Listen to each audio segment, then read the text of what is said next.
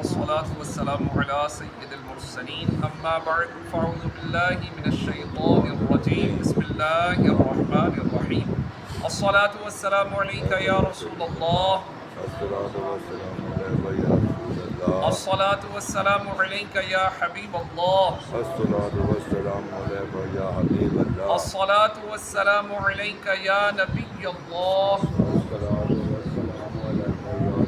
وعلى آلك وأصحابك يا نور الله نويت سنة الاعتكاف۔ اللہ رب العزت کے آخری نبی مکی مدنی محمد عربی صلی اللہ تعالی علیہ وآلہ وسلم نے ارشاد فرمایا کہ جو مجھ پر ایک دن میں 50 بار درود پڑھے گا، جو مجھ پر ایک دن میں 50 بار درود پڑھے گا، میں قیامت کے دن اس سے مصافحہ کروں گا۔ صلو علی الحبیب صلی اللہ تعالی علی محمد صلی اللہ علیہ وآلہ وسلم۔ 9واں سپارہ سورہ اعراف، اس کی آیات 203 سے 204۔ اللہ رب العزت کا فرمان عالی شان ہے وَإِذَا لَمْ تَأْتِهِمْ بِآیَةٍ، اور اے محبوب جب تم ان کے پاس کوئی آیت نہ لاؤ، قَالُوا لَوْ لَجْتَبَيْتَهَا، تو کہتے ہیں تم نے دل سے کیوں نہ بنائی۔ قل، آپ فرما دیجئے، انما اتبع ما یوحی الی من ربی، میں تو صرف اسی کی پیروی کرتا ہوں جو میری طرف سے میرے رب سے وحی ہوتی ہے۔ ھذا بصائر من ربکم، یہ تمہارے رب کی طرف سے آنکھیں کھولنا ہے، وہدی، اور ہدایت ہے، ورحمہ، اور رحمت ہے، لقوم یؤمنون، مسلمانوں کے لیے۔ وَإِذَا قُرِئَ الْقُرْآنُ، اور جب قرآن پڑھا جائے، فَاسْتَمِعُوا لَهُ، تو اسے کان لگا کر سنو، وَأَنصِتُوا، اور خاموش رہو،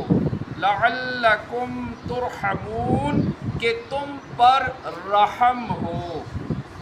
اس سے پہلی آیت میں اللہ تعالیٰ نے قرآن مجید کی عظمت بیان فرمائی تھی کہ قرآن پاک کی آیات تو تمہارے رب کی طرف سے آنکھیں کھول دینے والے دلائل ہیں اور ایمان لانے والوں کے لیے ہدایت اور رحمت ہے۔ اور دوسری آیت میں بتایا گیا کہ اس کی عظمت و شان کا تقاضا یہ ہے کہ جب قرآن پڑھا جائے تو اسے غور سے سنا جائے اور خاموش رہا جائے۔ علامہ عبداللہ بن احمد نصفی رحمۃ اللہ تعالی علیہ فرماتے ہیں اس آیت سے ثابت ہوا کہ جس وقت قرآن کریم پڑھا جائے، خواہ نماز میں یا خارج نماز، اس وقت سننا اور خاموش رہنا واجب ہے۔ یاد رہے کہ اس آیت مبارکہ میں مفسرین کے مختلف اقوال ہیں۔ ایک قول یہ ہے کہ اس آیت میں خطبہ کو بغور سننا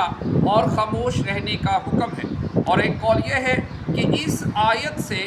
نماز و خطبہ دونوں میں بغور سننے اور خاموش رہنے کا وجوب ثابت ہوتا ہے، جبکہ جمہور صحابہ اکرام علیہم الرضوان اس طرف ہیں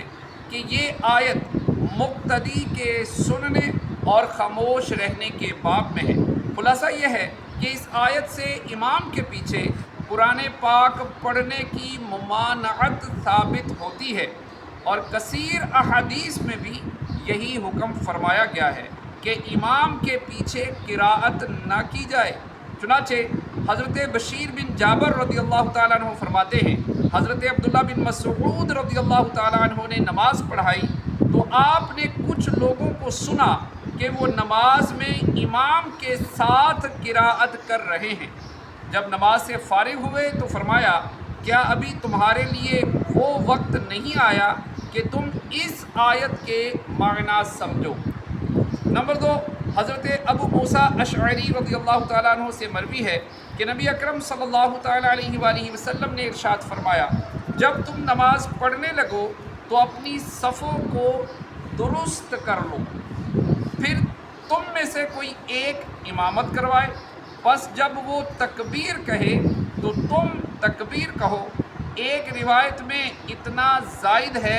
کہ اور جب وہ قراءت کرے تو تم خاموش رہو۔ حضرت ابو ہریرہ رضی اللہ تعالیٰ عنہ سے روایت ہے نبی کریم صلی اللہ تعالیٰ علیہ وآلہ وسلم نے ارشاد فرمایا امام اسی لیے ہوتا ہے کہ اس کی اقتدا کی جائے، پس جب وہ تکبیر کہے تو تم تکبیر کہو، اور جب وہ قرات کرے تو تم خاموش رہو۔ حضرت جابر بن عبداللہ رضی اللہ تعالیٰ عنہ فرماتے ہیں جس نے ایک رکعت میں بھی بغیر سورہ فاتحہ کے پڑھی اس کی نماز نہ ہوئی مگر یہ کہ امام کے پیچھے ہو۔ پیارے اسلامی بھائیوں، ایک اور مسئلہ بھی یاد رکھیں کہ بعض لوگ ختم شریف میں مل کر زور سے تلاوت کرتے ہیں، یہ بھی منع ہے۔ جب زیادہ لوگ بیٹھ کر قرآن پاک کی تلاوت کریں تو اس وقت ہر ایک اپنے منہ کے اندر تلاوت کرے، مطلب اتنی آواز سے کہ صرف اس کے اپنے کان سن سکیں اور